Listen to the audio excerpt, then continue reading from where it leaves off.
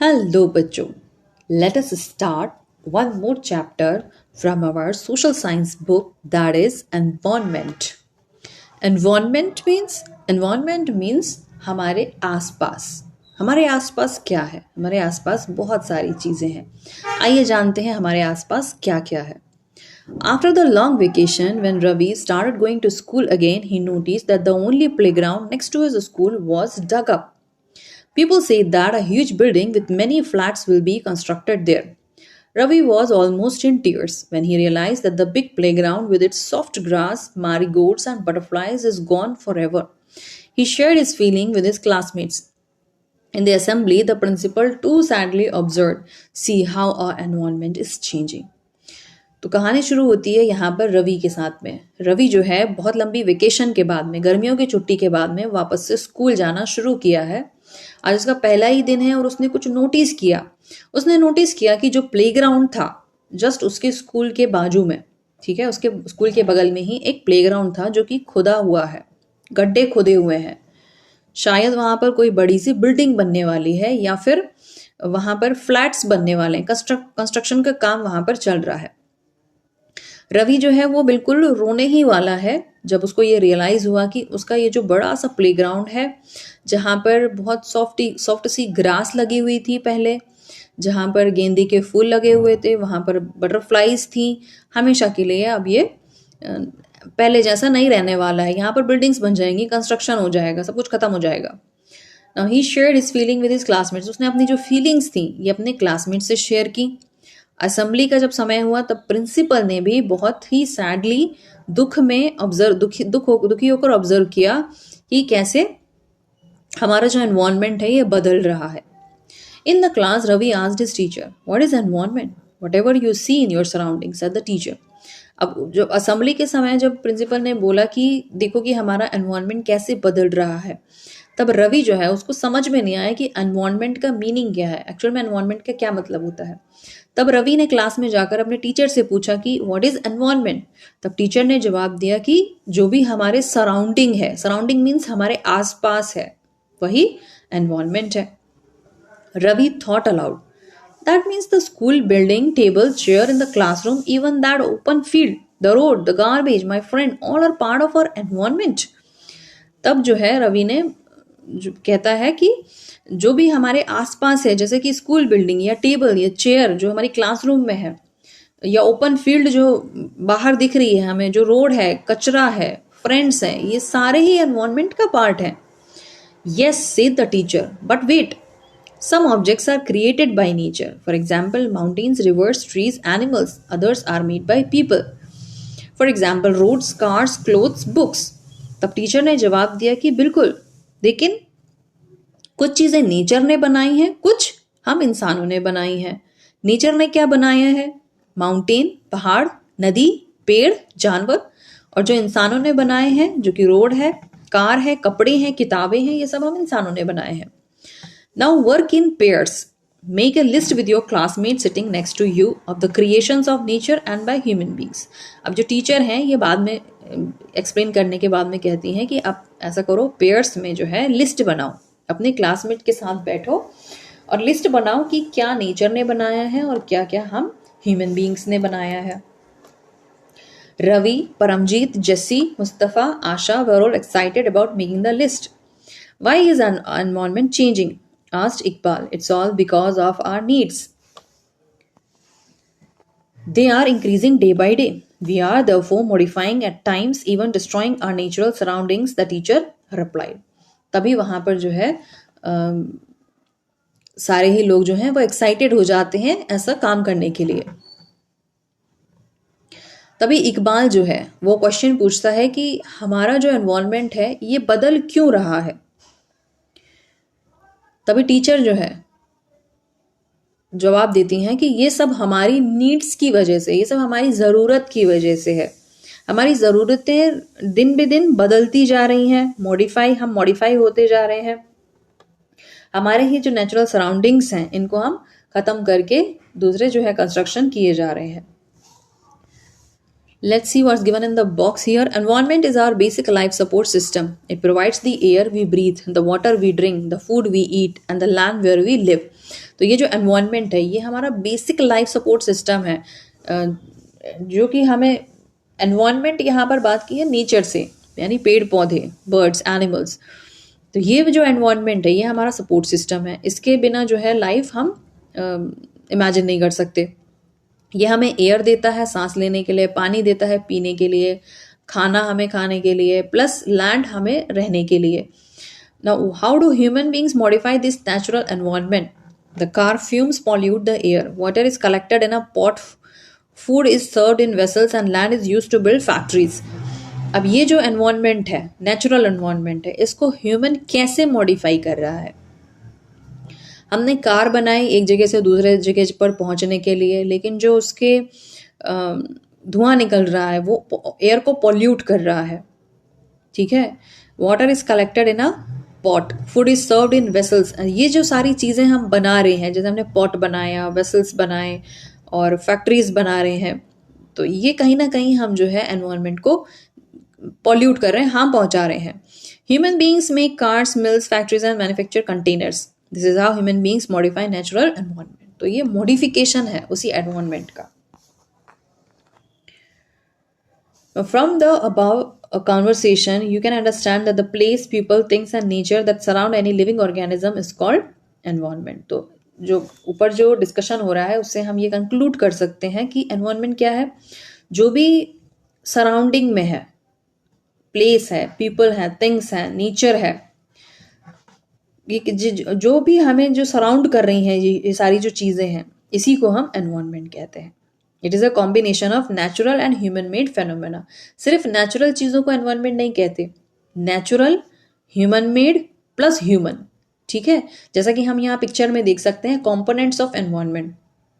तो इन तीनों के कलेक्शन को हम एनवायरनमेंट कहते हैं, like natural, human made plus human.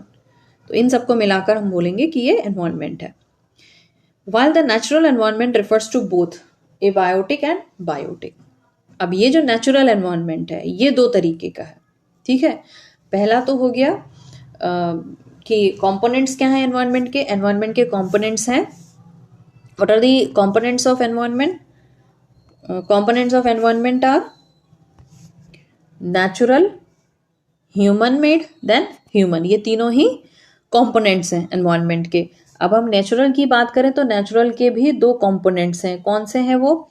एक एबायोटिक है और एक बायोटिक है. Biotic and abiotic. Right. Human environment reveals the activities, creations and interactions among human beings. तो ये जो एनवायरनमेंट है, हमारा जो ह्यूमन एनवायरनमेंट है, ये रिवील करता है एक्टिविटीज या क्रिएशंस या interaction among human beings.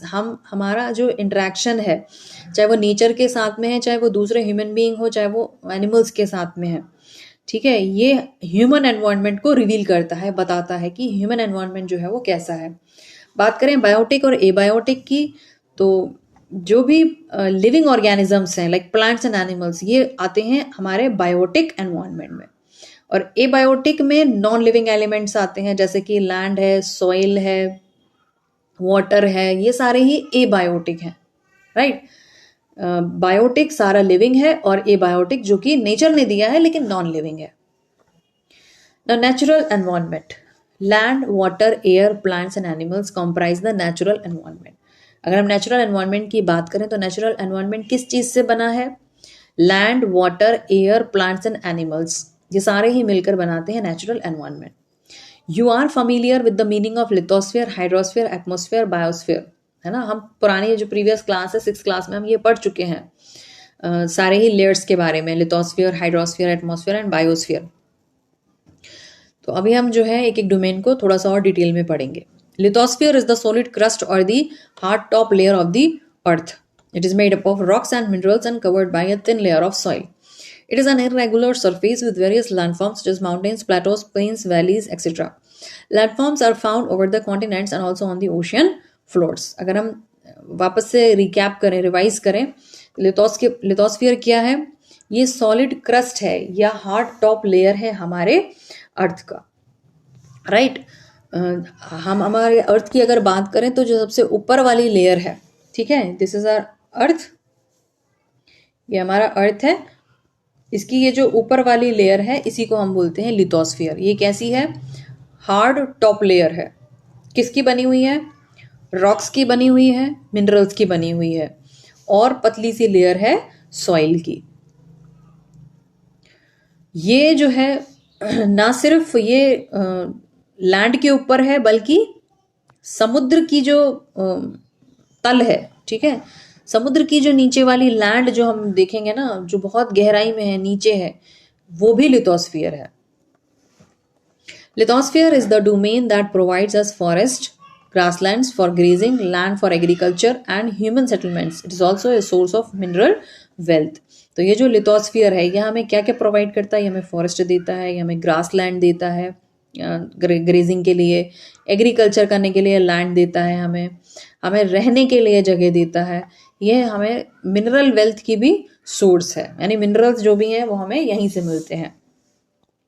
The domain of water is referred to as hydrosphere, ठीक है, जो सेकेंड लेयर है वो है हाइड्रोस्फियर। जो भी पानी की लेयर है, ठीक है, जो पानी जो है ये इस लेयर को हम बोलेंगे हाइड्रोस्फियर। किस चीज से बनी है ये? Various sources of water and different types of water bodies like rivers, lakes, seas, ocean etcetera. It is essential for all living organism. तो ये जो पानी वाली एरिया है इसको हम बोलते हैं हाइड्रोस्फियर, जैसा कि हम पिक्चर में देख सकते हैं, ठीक है। हाइड्रोस्फियर जो वाटर बॉडीज हैं, और ये सर्वाइवल के लिए बहुत ही इम्पोर्टेंट है, बिना पानी के सर्वाइव करना नामुमकिन है। थर्ड जो हमारी लेयर है वो है एटमोसफियर। एटमोसफियर थिन लेयर है एयर की जो कि अर्थ को सराउंड करती है, ठीक है, blanket of earth. The gravitational force of the earth holds the atmosphere around it. अब ये जो एयर है, ठीक है, एटमोसफियर जो है लेयर, ये पूरी गैस की बनी हुई है। अब गैस है तो यहाँ वहाँ उड़ क्यों नहीं जाती है ना, कहीं भी जा सकती है, वो स्पेस में जा सकती है, लेकिन ये हमेशा एक ही जगह पर बनी रहती है। क्यों? कि हमारे अर्थ के ग्रेविटेशनल फोर्स की वजह से ये हमेशा उसको अपनी तरफ खींच के रखता है। It protects us from the harmful rays and scorching heat of the sun. ना कि सिर्फ हमें ये ऑक्सीजन देता है बल्कि जो हार्मफुल रेज आ रही हैं सन से, कौन सी हार्मफुल रेज आती हैं? Ultraviolet light, ultraviolet rays. ये जो यूवी रेज हैं जो सन से आ रही हैं, इससे हमें बचाता है। प्लस जो स्कॉर्चिंग हीट है, राइट, स्कॉर्चिंग मतलब एक्सट्रीम हीट जो सन से आ रही है, number of gases, dust and water vapour, ये किसकी बनी हुई है? ये गैसेस की बनी हुई है, डस्ट पार्टिकल, डस्ट है इसमें प्लस वाटर वेपर भी है। The changes in the atmosphere produce changes in the weather and climate. अगर एटमोसफियर में चेंज होता है तभी हम कहते हैं कि वेदर और क्लाइमेट में भी चेंज हो गया। Plant and animal kingdom together make biosphere और द लिविंग वर्ल्ड। अब हमारी जो लास्ट लेयर है वो है बायोस्फियर। ये जो है बायोस्फियर, ये किसकी बनी हुई है? प्लांट्स और animals. It is a narrow zone of the earth where land, water and air interact with each other to support life. जैसा कि हम डायग्राम में देख सकते हैं यहाँ पर कि एटमोसफियर, हाइड्रोस्फियर, लिथोस्फियर, इन तीनों का ही अगर हम कंबाइन करें, ठीक है, प्लस उसमें हम एनिमल्स और ह्यूमन बींग्स को भी ले लें तो बनता है बायोस्फियर। और इनके बिना जो है, अगर लिथोस्फियर नहीं है तो भी बायोस्फियर नहीं है, अगर एटमोसफियर नहीं है तो भी बायोस्फियर नहीं है, हाइड्रोस्फियर नहीं है तो भी बायोस्फियर नहीं है। तो इनका इंटरेक्शन है एक दूसरे से, यानी ये डिपेंड करते हैं एक दूसरे के ऊपर। Now what is ecosystem? At an NCC camp that Ravi's class was attending, Jessie exclaimed, "What a heavy downpour! It reminds me of my home in Kerala. You should come and see how it pours and pours and pours over the lush green fields and coconut plantations." Hira from Jaisalmer exclaimed, "We get no rains. We see only kikar and sand as far as the eyes can see. But you also find camels," said Ravi. Now, what is ecosystem? को हम समझते हैं।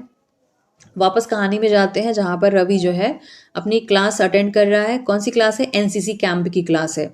अब जैसी जो है वो जोर से चिल्लाता है कि what a heavy downpour. Downpour means बारिश, ठीक है, रेनफॉल।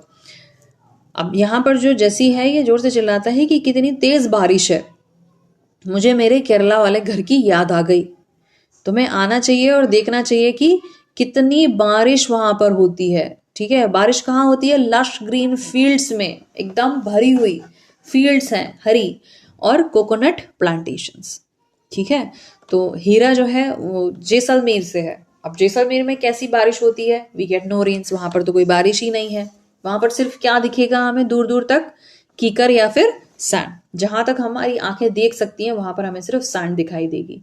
हाँ, लेकिन वहां पर आपको कैमल्स भी दिखाई दे सकते हैं, ऐसा रवि ने कहा। Now Hira says, not just camels, if you visit our desert, you will see snakes, lizards and many insects too. अब हीरा कहता है कि ना सिर्फ कैमल बल्कि वहां पर डेजर्ट भी हैं, स्नेक्स भी हैं, लिजार्ड्स भी देखने को मिलेंगे और वहां पर कुछ बहुत सारे इंसेक्ट्स भी देखने को मिलते हैं। Ravi wondered, why do the animals, the vegetation and the way people live vary from place to place? Are they related to each other? Oh yes, very much so, the teacher replied. अब ये जो रवि है ये बहुत confused है। Why he is confused? क्योंकि उसको समझ नहीं आ रहा है कि क्यों जो एनिमल्स हैं, वेजिटेशन है, वेजिटेशन मीन्स क्या चीज वहां पर उग रही है, हर जगह अलग अलग चीजें ग्रो करती हैं, तो वो जो वहां का वेजिटेशन है और लोग जिस तरीके से रह रहे हैं, ये प्लेस टू प्लेस अलग क्यों है, ये वेरी क्यों करता है, क्या ये एक दूसरे से रिलेटेड है? तब टीचर ने जवाब दिया कि बिल्कुल, ओ yes, very much. All plants, animals and human beings depend on their immediate surrounding. तो हमारे जो भी आसपास है हम उसके ऊपर डिपेंड करते हैं, ना सिर्फ हम बल्कि हमारे प्लांट्स और एनिमल्स भी। Often they are also interdependent on each other. ठीक है, ना सिर्फ सराउंडिंग पर डिपेंड करते हैं बल्कि ये एक दूसरे के ऊपर भी डिपेंड करते हैं। This relation between the living organism as well as the relation between the organism and their surrounding form an ecosystem. यही कहलाता है इकोसिस्टम। इकोसिस्टम क्या है? ये जो डिपेंडिंग है, इंटरडिपेंडेंस जो है, या हम कह सकते हैं कि ये जो रिलेशन है लिविंग ऑर्गेनिज्म का, या रिलेशन है ऑर्गेनिज्म और सराउंडिंग का, इसी को कहते हैं ecosystem. Now there could be an ecosystem of large rainforest, grassland, desert, mountain, lake, river, ocean and even a small pond. Do you think the park in which Ravi and his friends played formed an ecosystem? तो ये जो है सारी ही चीज़ें ecosystem बनाती हैं। चाहे हम बड़े से रेन फॉरेस्ट की बात करें तो वो एक इकोसिस्टम है। एक ग्रास लैंड है, सिर्फ एक लैंड है जहाँ पर सिर्फ घास उग रही है, वो भी एक इकोसिस्टम है। एक डिजर्ट भी एक इकोसिस्टम है। माउंटेन्स, लेक, रिवर, ओशियन और एक छोटा सा पॉन्ड भी एक इकोसिस्टम बनाता है। क्या आप सोच सकते हो कि ये जो पार्क है जहां पर रवि और उसके फ्रेंड्स खेल रहे हैं, क्या वो भी एक इकोसिस्टम है? बिल्कुल, वो भी एक इकोसिस्टम है। Let's read about the facts also. You know, on 5th June every year the World Environment Day is celebrated. Barter system. It is a trade in which goods are exchanged without the use of money. तो पहले के समय में जो है ये, जब currency नहीं होती थी, है ना, कॉइन्स नहीं बने थे, नोट नहीं बने थे, तब उस समय बार्टर सिस्टम चलता था जहां पर एक सामान के बदले दूसरा सामान लिया जाता था। Now human environments. Human beings interact with the environment and modify it according to their need. Early humans adapted themselves to the natural surroundings. तो ये जो ह्यूमन बींग्स हैं ये हमेशा इंटरेक्ट करते हैं एनवायरनमेंट से और हमेशा मॉडिफाई करते रहते हैं अपनी नीड के अकॉर्डिंगली।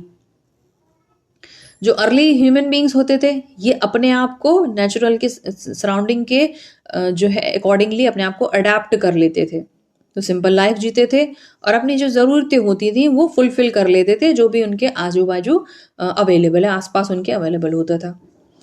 समय के साथ नीड्स बढ़ती गई और हमारे जो है नीड्स बहुत वेरीड हो गई। आज किसी को पास्ता पसंद है, किसी को पिज़्ज़ा पसंद है ना। हमारी जो नीड्स हैं ये बहुत वेरीड नीड्स हैं। Human learn new ways to use and change environment. Human beings ने नए नए तरीके खोज लिए एनवायरनमेंट को कैसे यूज करना है और कैसे उसको बदलना है।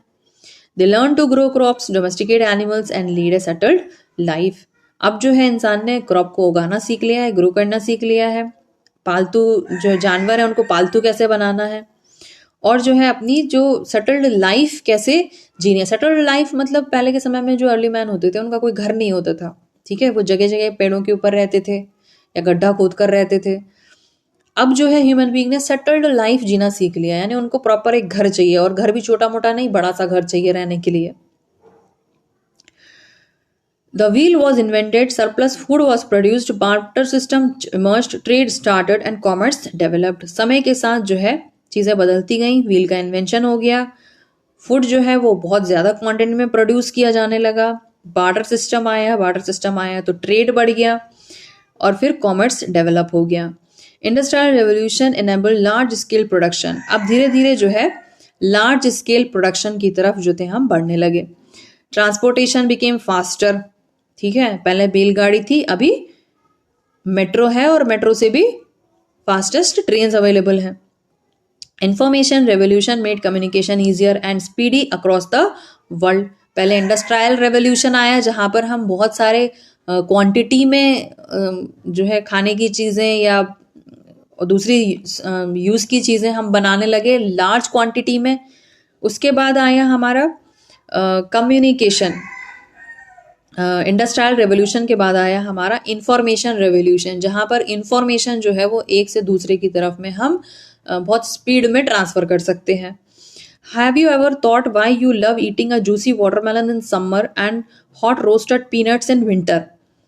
अब हैव यू एवर थॉट, क्या आपने कभी सोचा है कि हमें हमेशा जूसी वाटरमेलन समर में ही क्यों पसंद है, या हॉट रोस्टेड पीनट्स हमें विंटर में क्यों अच्छे लगते हैं, यानी मूंगफली हम विंटर में ही क्यों खाते हैं? A perfect balance is necessary between the natural and human environment. एक जो बैलेंस है ह्यूमन और नेचुरल एनवायरनमेंट के बीच में, ये होना बहुत ज़रूरी है। Humans must learn to live and use their environment in a harmonious way. और हमें सीखना चाहिए कि किस तरीके से हम बिना बैलेंस को बिगाड़े, बिना हारमोनी के साथ में कैसे यूज कर सकते हैं एनवायरनमेंट को। Noori, a girl from Mizoram from Ravi's class, often talks about the lush green surroundings of her place. Seeing Ravi upset at having lost his playground, Noori invited him to visit her home state during the coming vacation. Ravi's teacher asked the students to draw the landscape, houses and activities of the people and places they visit during the holidays. अब ये जो नूरी है ये मिज़ोरम की रहने वाली है, और रवि की जो क्लासमेट है, ये बात करती है रवि से अपने जो प्लेस है मिज़ोरम की, कि वहाँ पर कैसे लश ग्रीन सराउंडिंग है। और जब वो देखती है रवि को अपसेट, तो बोलती है कि इनवाइट करती है कि तुम मेरे होम जो है वहाँ पर मिज़ोरम में विज़िट करो आकर समर वेकेशन के समय में। फिर जो रवि की टीचर है वो बच्चों को बोलती है कि लैंडस्केप ड्रॉ करो, हाउसेस बनाओ, और पीपल जो एक्टिविटी कर रहे हैं, जो प्लेसेस हैं जो वहाँ पर जो हॉलीडेज़ में विज़िट करने गए थे, उन प्लेसेस के लैंडस्केप बनाने के लिए।